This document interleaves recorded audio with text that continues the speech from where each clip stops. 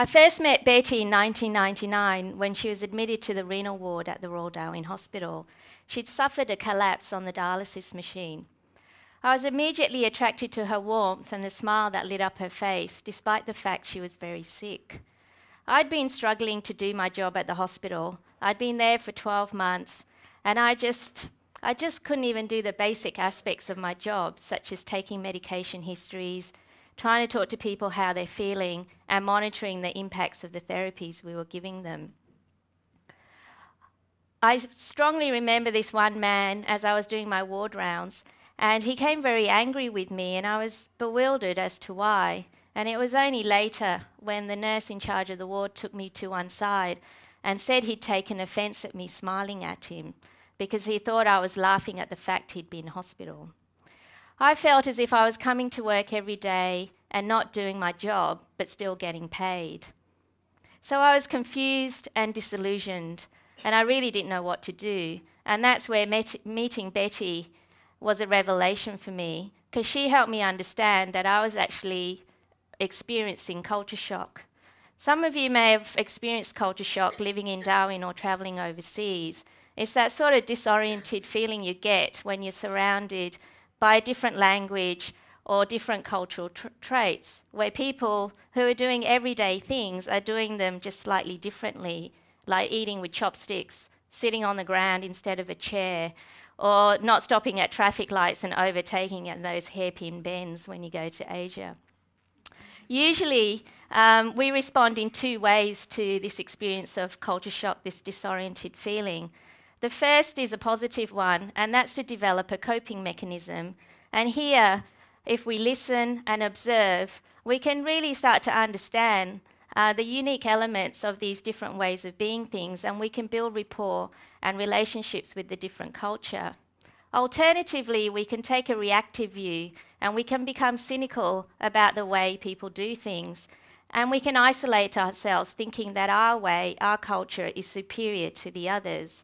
This often results in us alienating the other group, blaming and criticising their ways. I realised that my patients were really challenging my beliefs around how people should behave in hospital. And as I looked around, I saw the other staff around the hospital. Many of them were having the same reactive response as I was, potentially being cynical about patients' behaviour and also feeling disillusioned because we couldn't make the difference that we wanted to. Betty was in hospital for 3 months, and during this time I got to know her quite well because it took us a long time to work out what was wrong with her. And she was a great communicator. She really allowed me for the first time to have a conversation with an Aboriginal person.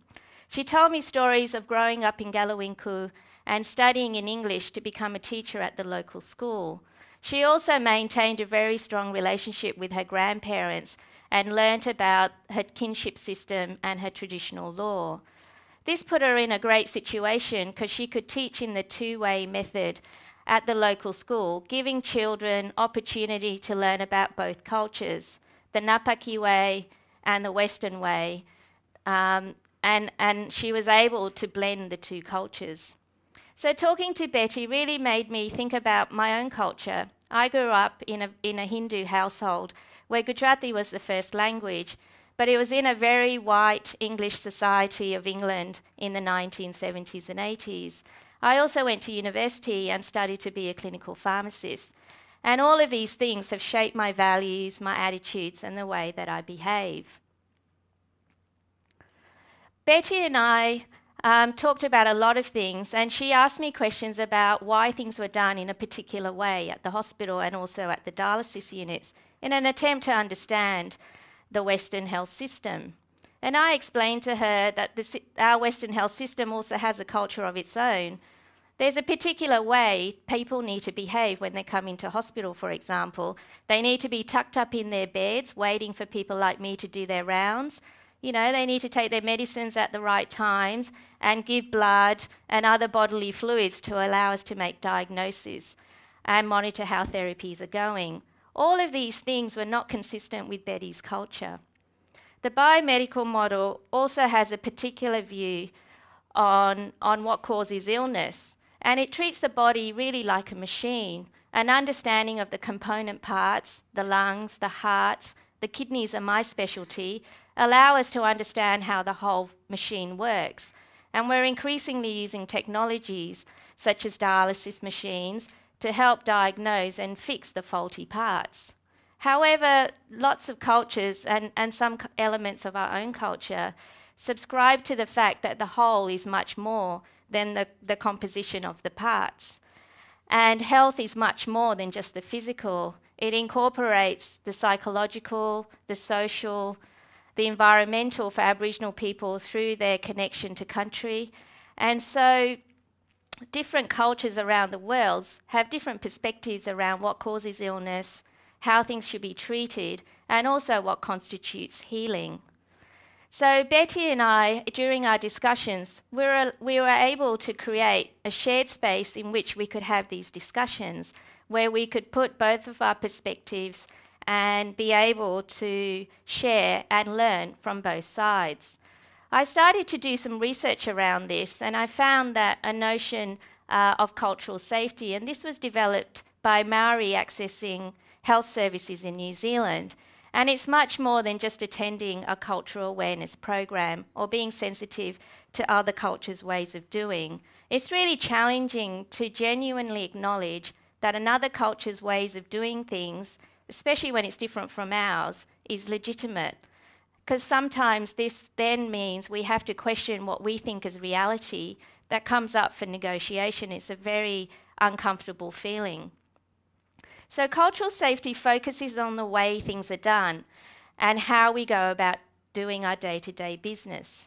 And I feel that we need to take a paradigm shift in the way we deal with Aboriginal people, in the way we engage with Aboriginal people in our mainstream institutions of healthcare, education, and the social justice system. So, as I said, Betty and I were able to create this sort of shared space in which my perspective and her perspective were discussed and analysed, and we decided that after she left hospital, we would try and get some funding to further explore a different way of engaging. And we were successful in being able to work with a wide range of people, other healthcare professionals, patients, family members, but also interpreters, linguists, and artists, to try and see if we can develop a process in which we could create a shared space. So the starting point for me was to focus not on what we did, but how we did it. And so, for example, sometimes we would meet in an air-conditioned room and have sandwiches and salad for lunch, like bullikis, as Betty would say. And other times we would meet on the beach outside and eat turtle eggs and damper. And this was a way of ensuring that all the members of the group were comfortable in the way they felt things should be done. We also spoke in our first languages because we found that unless we were speaking in our first language, it was very difficult for us to share complex concepts and share knowledge. And that's where having interpreters around was very helpful, because it allowed the cross-understanding of these conversations. So when Betty was talking in Yongumata, which is her Aboriginal language, she became the holder of her knowledge, and she became the one with the power. And she was transformed from being a patient with kidney disease to being a catalyst for helping everybody to understand things from a Yolngu perspective. An example of the importance of having interpreters around was a time when we were trying to develop a metaphor for dialysis. And the dingle is the coastal cycad palm. Some of you may know it. It grows all the way along the coast in the top end.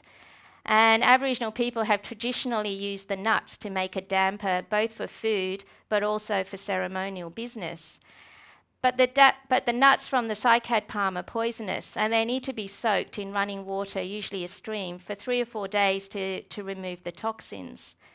And that's pretty much what the dialysis process does, because when our kidneys stop working, we have no way of removing the toxic products of metabolism from our body.